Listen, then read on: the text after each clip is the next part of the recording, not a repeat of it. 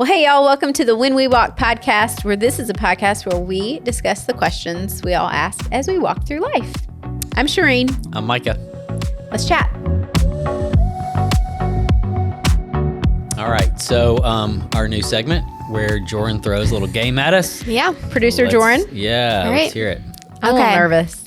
You don't have to be nervous. This is Okay. easy. All right. So we're Great. going to play a little biblical Pictionary. Oh, nice. No. So, He's going to win. Why? well, it depends on how good of an artist you are. Yeah, So, I love the and draw. this is also teamwork. Okay. Because Oh, you're both, okay. you both want to get it Together. right. We'll both win. You want me to Okay. draw? No, I don't know. What are we So doing? you guys are going to actually switch off. So you'll Okay. take turns Okay. drawing. Whoever wants to go first. There's Okay. a marker right You next go to that bowl.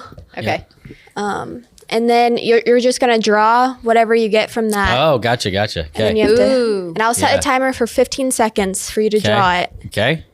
And do then this. you can guess while he's drawing, All right. or Oh, it's Hopefully like you can interpret. Pictionary. I have to guess Yeah. what it is. Yep. Do I get any clues? no. Oh, literally, it could be anything from the whole Bible.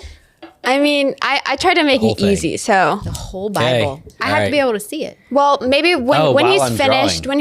we'll turn it. So I'll give you 15 Okay. seconds, and then you get to guess. Okay. Okay, ready? All right. Okay. Go. Okay. Do we have any music? Should I sing while you do this? I don't know that he's an art. This is now here's what I'm nervous about. He What needs if I to don't know focus. what she put on there? What if I don't know the Bible story? You will. Then I'm going to be embarrassed. Okay. Stop. Okay. Ready? All right. Adam and Eve in the garden. Garden of Eden. Is that good? Yeah. Yeah, That we counts. got it. I win. Okay. That was good. We could have gone very risque on that. There's a lot. I went with stick figures. Oh my gosh. Yes. Okay. Okay. Okay. Uh-oh. Do I just clean up All right. my Here's hand? this. I don't have a Oh yeah. cloth. Maybe we can get. We'll grab you a can we cloth get a real little quick. cloth? And then Okay. I won't look, but I'll hand you. Wait. Yeah, I'm you not can't gonna look. Okay.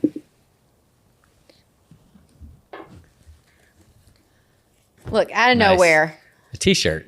our Nice. producers just know Yeah. what to do. Yeah, they do. It's great. All right. Okay. Okay. Oh. Oh boy. When you're ready, I'm going to start the timer. Okay. No, if I'm gonna Bring it. be ready. Okay. You got this. Okay. Yeah, Ready? I do. Okay. Go. Confidence. I'm looking a lot of squiggles. A house. Oh my god. This Just is guessing based on how your hand is moving.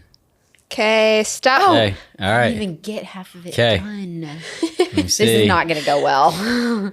Okay. Ooh. So it looks like Okay.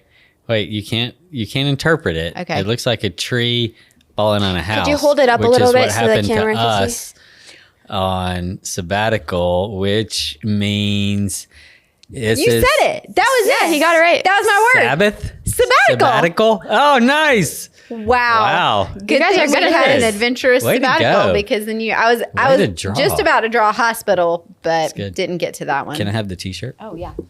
Wow, that was an interesting place to go for that. How else would you do sabbatical, right?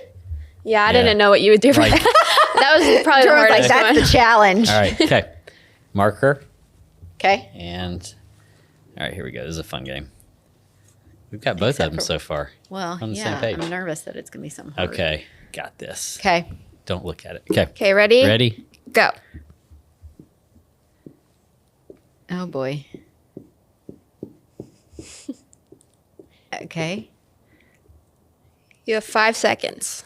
That is not very much time to draw anything of any substance. Okay, stop. Okay. All right. Oh, Noah and the Ark. Yep. That was I great. noticed What some animals are those, though? Each Let- have Can three, people they see each what have those are? Three legs. They have 3 legs I'm not and sure. a round head. It was a moment of panic. I Is didn't it know what a else to human do. crawling? I on- was trying what to is think happening? of just 2 identical things on that crawl. I mean, there could have been animals that Yeah. we didn't know about. That's That's true. That is Okay. okay. Okay, do I get to do one Marker. more? Okay. We're doing really well. We're T-shirt. really good at drawing the Bible, turns out. Okay. If sabbatical. Here you go. Thank goodness sabbatical. Here, went I'll poorly. Huh? hand without looking. Okay, don't look. All right. Ooh. Okay. Good job, Joran. Okay. Okay, ready? Go. I can see what you're drawing. Can I not look yet? No. Okay. Don't look. Okay, I'm thinking oceany, tree, palm. What I'm doing. You have 5 seconds. Whoa. It's fast. Okay, I'm done. Okay. Okay. You didn't even need 15 seconds for this. Jesus walking on water. Yeah. That's great. I gave him curly hair. Long curly too. hair. That's really good. Aw, in honor of you. On a what? In honor of you. Oh, yeah. There you That's go. great. Wow, we crushed that. We crushed that. Way to Yeah, go, you Joran. won. Good We job. both won. I know. Which she's building unity in our marriage after last Good week. job, Joran. Yeah. Thank Way you. to not make it tension. Yep. All right. Thanks, Joran. Yeah, it's good stuff. So, not in any way related to our game. Right? The question of today. So, okay, do you remember we read the Narnia series? Well, you read it with Laylee, Chronicles of Narnia. Yep. And then I think we watched it with everyone, with Yeah. all the kids. But there's this line I've always wrestled with, and I think it poses a really great question that I know I've heard people talk about. And it's, so if many of you have read the books or watched the movie, it's, I think I'm going to get the characters right. Jordan, you can correct me if I get them wrong. I think it's Lucy, and she is going to look for her brother, right? So she's Okay. in Narnia. She goes to the closet. She meets up with beavers. I think it's beavers. Yeah, I don't know. It has I been cannot fact so check long. This. No. You read the books. I Didn't know, you? but I mean, Okay. Anyway, she's having a whole conversation with the beavers, and they're telling her about Aslan, which is the Lion I King. do know that. Yep. Right? And they're telling her all about him, and she asks the question. I think I wrote it down. She asks, is he safe? And the beaver says, safe? Who said anything about safe? Of course he isn't safe, but he's good. He's the king, I tell you. And I hear people quote this all the time. Because like, Aslan is the lion represents Jesus. And people say it as like they love the part, but he's good. But I've always wrestled with, of course, he isn't safe, Right. because that is something you feel like people who have walked through like deconstruction or asking questions of God, that is the word. That's like the buzzword. Oh yeah. Church isn't safe. I don't feel safe. You aren't safe, right? You're not a safe person for me to share something with. And we can now turn it to, is God safe? And I don't know. Can I even say, I don't know that I agree with that. C.S. Lewis. Can Wow. I Oh my say that gosh. publicly? Wow. I don't know. Yeah. What do you think about, I mean, is yeah. God safe? Yeah. That's a great question to wrestle with. As far as what C.S. Lewis was attempting to portray. I think now it's I really get that. beautiful. Right. Yeah, I think it's really beautiful. But I agree. I think the word safe is a really interesting word to look into, to really think about, related to the biblical story, related to the character and the nature of God, and how we experience him. Because again, our expectations will influence the way we relate to him, if we feel like he's supposed to be safe or not safe at all. So it's a great question to wrestle with. You have, you have David in the Psalms, who talks about God being his refuge. Yes. his This is what I was fortress, thinking. his stronghold, his strong tower. So they're all safety language, a lot of safety language there. Like, God is my safe place. He's my resting place, shadow his wing, all that kind of stuff.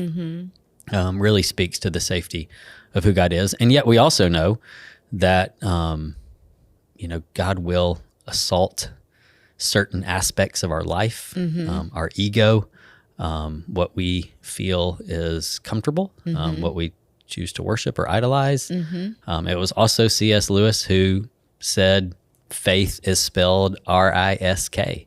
Oh, really? Yeah. He said that? Oh, I've heard that And- before. I didn't know that was him. And so it's, walking with Jesus involves risk. It involves dying to ourselves. None of those things don't feel good. They don't feel safe. So, this is, I think, a really important thing to wrestle with. Let's begin. I want to talk first about the word. Yes. Let's talk about it from a cultural standpoint. Okay. Because the word safe is really, I read recently, and I won't get this accurate in terms of percentages or anything like that, but this is one of the most common words that children today hear from their parents. There's a stat around that I can't remember, but it basically, the word safety is utilized by parents more than any other word in our that's culture. not surprising. Yeah. Let's be honest. Yeah. So kids are brought up with this mentality around safety is everything. Like that is my physical safety. And now you add to it kind of more recently, my emotional safety, my psychological Right. safety That is where it's moved. is the most important thing in life, Right. in all of life. And it should guide and direct all of my decisions. If something is not safe, I should move away from it. I mean, that makes so much sense. Think about how we were brought up just in general, safety-wise. I know for a fact how many times we rode in cars without seatbelts, piled high. I mean, with my parents driving, this isn't teenage living. Yeah, right. This is like riding in the back of trucks or whatever. Definitely didn't wear my helmet when I was riding my course. bike. No Who way. did that? I don't And think now I owned I a like helmet. yell at my kids, you can't ride your bike without your helmet. Yeah. Because it's just, you're right. It is kind of the movement, which in some ways is good, Yeah, good right? Like we've intentions, made yeah. our cars safer. We've made rules that keep us safer in life to protect us from things. But I think the movement towards now the emotional and mental safety has made everything a little bit like the navigation of that is different. Yeah. And even I think the way it applies to relationships is important because we say things like, well, they're not a safe person. Yes. And this starts to get closer to kind of how we relate with God. If they're not a safe person, then again, we need to move away from them. I read a really great article probably 2 years ago in Christianity Today, and I can't remember who wrote it, but she talked about the idea that no human relationships are safe. There's no such thing as a safe relationship. That's because good. she said, I remember this line, she said, because relationships by nature are a contact sport. Oh, yeah. Meaning that we're going to bump one another, Yeah. we're going to offend one another, we're going to at times We're gonna hurt one another. Yep. That you can't, there's no human relationship that you're ever going to be in where there's going to be no pain Yeah. or no offense or anything like that. Wow, that's good. Yeah.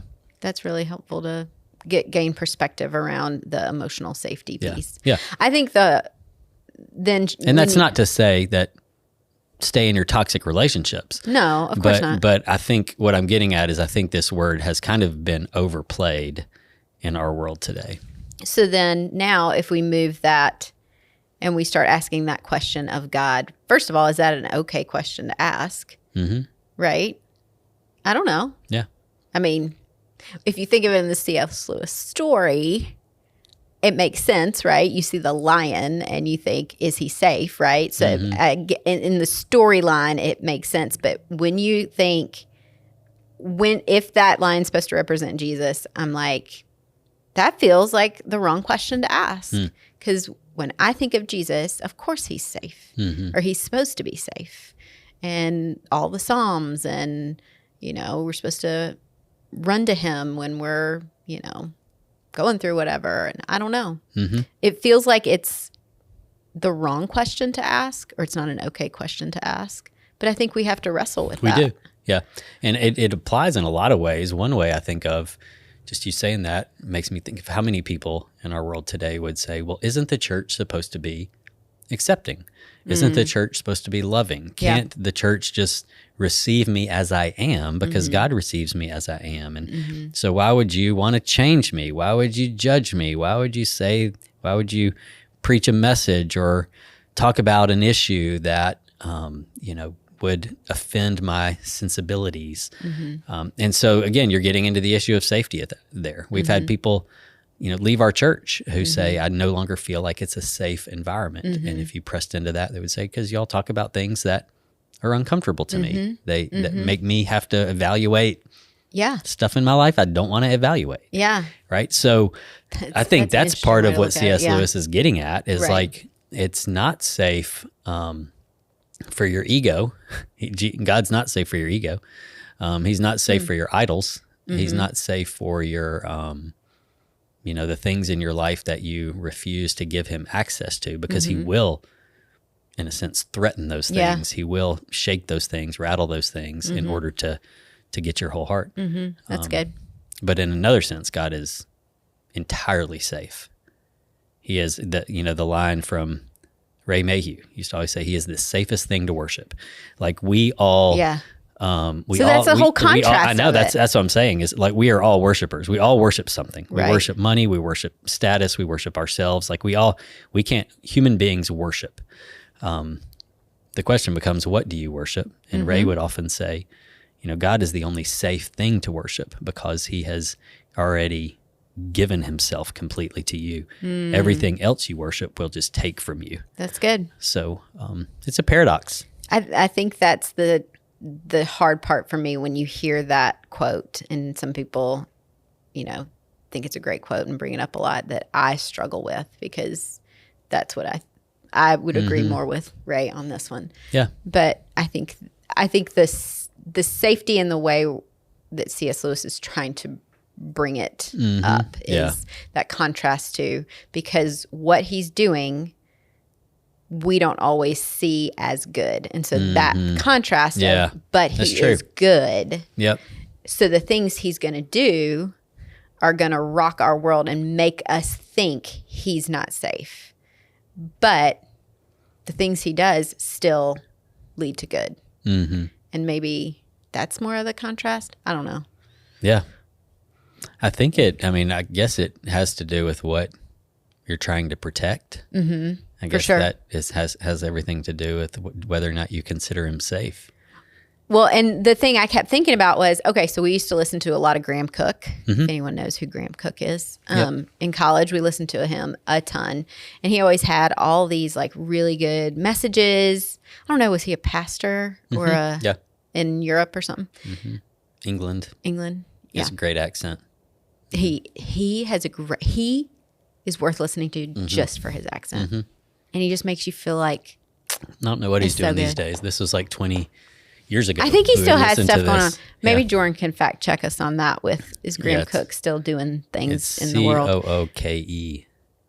But so I was going back to some of his messages, and one of the ones we used to listen to, and one of the things he would say was God is consistent in who he is. Like his character will never change. He's the same yesterday, today, and forever. But he is unpredictable in what he's going to do. Yes. Great line. And that is what we have tension with. That's really good. That brings it all. That makes, and maybe for a lot of people, makes us feel like God is unsafe. Or we wrestle with that. Yeah. I don't know. Yeah. So we can it's kind of like we find safety in the character of God. Yeah, that's where we should find it, because that's the consistent. Find safety in the activity of God. Yeah. Because we don't know what he's going to do next. That's true. But we do know that he's good a good father. Yeah. In that way. Yeah. Yeah. I don't know. That's good. And he's not, and it so separates it out from like human interactions and relationships. Like, a child to a parent might say, one of the things that most like rattles young hearts and minds, young souls, like psychologists will tell you this, is like an unpredictable parent of like, you were mad about this one day. And then we get this from our kids. It's like so hard for them. You said this one day and this the next. It's so hard for them to interpret, because we are not God. We're not as perfect as God. We're not as consistent in who we are. And so if you're unpredictable in what you do, we're unpredictable in what we do oftentimes as people. But that is out of because of we're not as consistent in who we are yet. Exactly. And so, but God is that layer, different. That divine layer of him being consistent completely predictable. Yeah. And then we know who he is. He tells us who he is in Exodus, and we can always go back to this is who he says he is.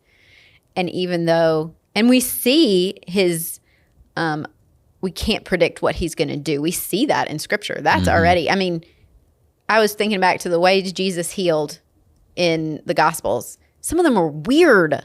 Yeah. Like using mud on someone's eyes. That doesn't seem we don't see him do that any other way. Bizarre.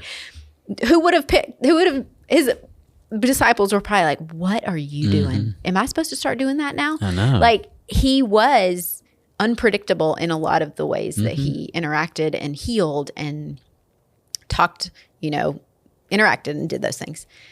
Yet who he was never changed. And the way he approached people and his gentleness and his kindness and his love, that is what didn't change.